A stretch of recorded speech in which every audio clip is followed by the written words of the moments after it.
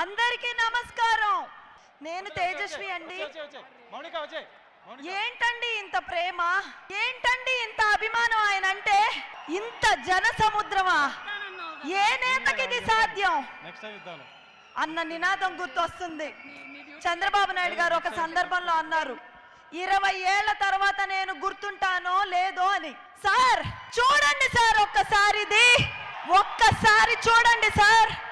ఎంతో మీరు జీవితం అంతా కష్టపడ్డ వాళ్ళందరూ ఇక్కడ ఉన్నారు. ఎవరి కోసమైతే కష్టపడ్డారో వాళ్ళందరూ ఇక్కడ ఉన్నారు సార్.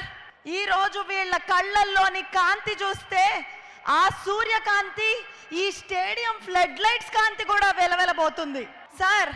20 ఏళ్ళు ఏంటి సార్, తెలుగు జాతున్నంత వరకు తెలుగు వాళ్ళందరి గుండెల్లో మీరుంటారు. ఈ రోజు సైబర్ టవర్స్ నిర్మాణం పూర్తయి 25 ఏళ్ళు అవుతుంది. అంటే అభివృద్ధికి 25 ఏళ్ళు, విశ్వనగరానికి నాంది పడి 25 ఏళ్ళు, మనందరి జీవితాలు బంగారు భవిష్యత్తు అందుకొని 25 ఏళ్ళు అవుతుంది. అంటే ప్రతి తెలుగువాడు గర్వంగా చేసుకోవాల్సిన ఒక పండుగ ఇది. ఈరోజు ఇదే స్టేడియం ద్వారా ఎందరో క్రీడాకారుల్ని దేశానికి అందించారు. ఇదే స్టేడియం ద్వారా మనమందరం కలిసి ప్రపంచంలోనే ఎప్పుడు లేని విధంగా ఒక హిస్టారికల్ కల్చర్కి నాంది పలకబోతున్నాం. మంచి చేసిన నాయకుడిని, జీవితాల్ని మార్చిన నాయకత్వాన్ని ప్రజలు గుండెల్లో పెట్టుకుంటారని, వారికి కృతజ్ఞత తెలియజేస్తారని తెలియజేయడానికే ఈ గ్రాటిట్యూడ్ కన్సర్ట్. దీనికి వచ్చిన ప్రతి ఒక్కరికి పేరు పేరున కృతజ్ఞతలు తెలియజేస్తున్నాను. మాతృదేవోభవ, పితృదేవోభవ, ఆచార్య దేవోభవ, ఈ 3 కలగలిపిన నాయకుడు ఒకడున్నారు. అది ఎవరు? ఎదుటి వారు ఆలోచించే లోపే ఆ ఆలోచనని ఆచరణలో పెట్టే నాయకుడు ఒకడున్నారు. వారెవరు? అభివృద్ధికి సైతం అడుగులు నేర్పిన నాయకుడు ఒకడున్నారు. వారెవరు? రాళ్లతో శిల్పాన్ని చేస్తే శిల్పి అంటారు. రాళ్లల్లో మహానగరాన్ని సృష్టిస్తే ఆ నాయకుడిని ఏమంటారు? Yes, it is CBN.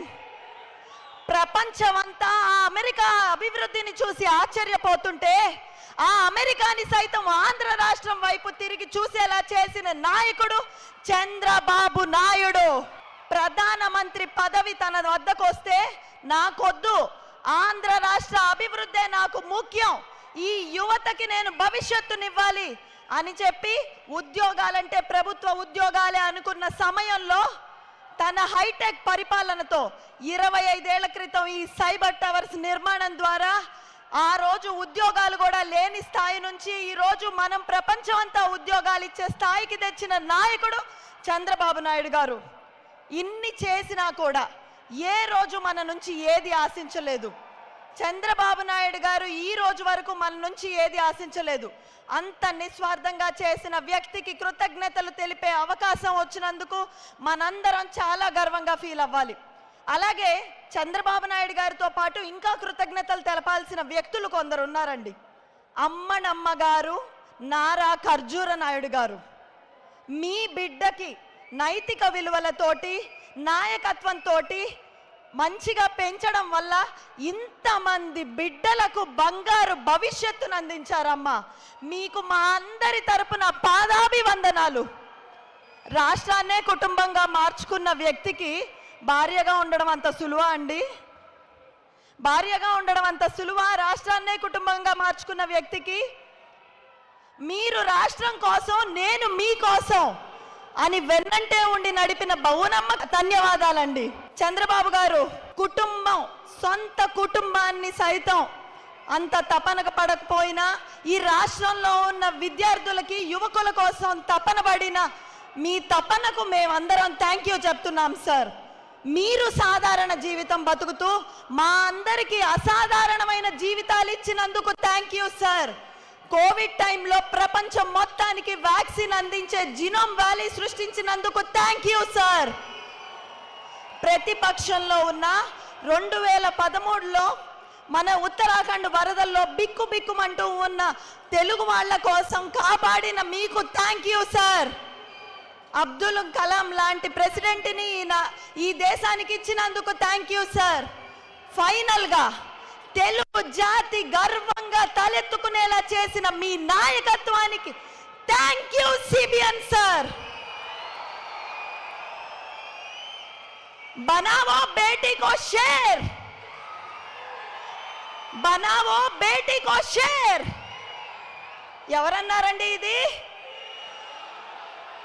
Balayya గారు అన్న మాటని అక్షరాల 1995 నుండి నిజం చేస్తున్న నాయకుడు చంద్రబాబు నాయుడు గారు. నేనే మీ అందరికీ ఒక ఉదాహరణ. నేను సామాన్య మధ్య తరగతి కుటుంబానికి చెందిన నన్ను సామాజిక సేవ చేయాలనే స్ఫూర్తినిచ్చి మహిళలు ప్రతి రంగంలో ముందుండాలి అంటూ రాజకీయాల్లోకి నన్ను స్వాగతించి ప్రోత్సహించిన చంద్రబాబు నాయుడు గారికి నేను జీవితం అంతా రుణపడి ఉంటాను. ఒకప్పుడు కట్నం ఇచ్చేవాళ్ళమండి, ఈరోజు ఎదురు కట్నం తీసుకునేలా చేశారు చంద్రబాబు నాయుడు గారు. కాబట్టి సార్, మా మహిళా లోకం అంతా మీ వెన్నంటే ఉంటుంది. మా మహిళలందరి తరపున థ్యాంక్ యూ సిబిఎన్ సార్. చివరిగా ఒక్క మాట, చంద్రబాబు నాయుడు గారిని ఒకరు అడిగారండి, సార్ మీరు ఇంత కష్టపడి అమెరికాలో ఉద్యోగాలు తెప్పిస్తున్నారు కదా, వీళ్ళందరూ అమెరికాకి వెళ్తే మీకు ఓట్లు ఎవరు వేస్తారు సార్ అని అడిగారు. దానికి చంద్రబాబు నాయుడు గారు చెప్పిన సమాధానం ఏంటో తెలుసా?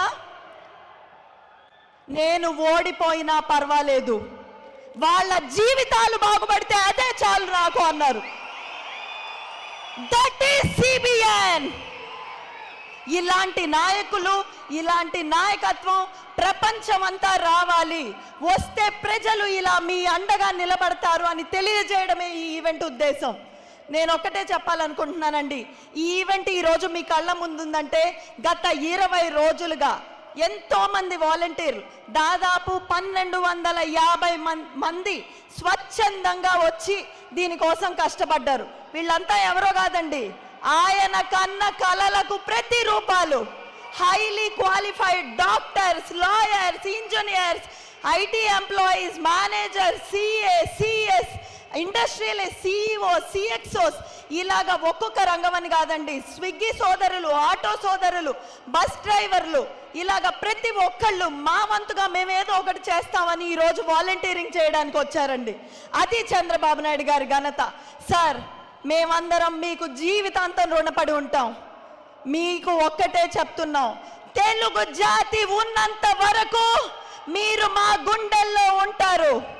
జై చంద్రబాబు, జై చంద్రబాబు. ధన్యవాదాలు.